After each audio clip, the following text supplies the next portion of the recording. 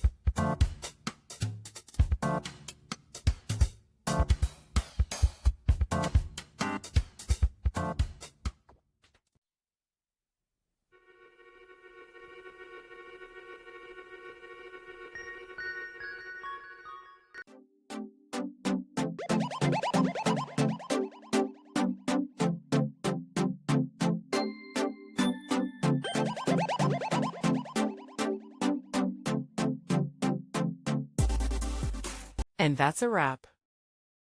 I hope you found the answer you were looking for. If you did, take a second to hit that subscribe button. It really helps out. And let me know in the comments which solution worked best for you.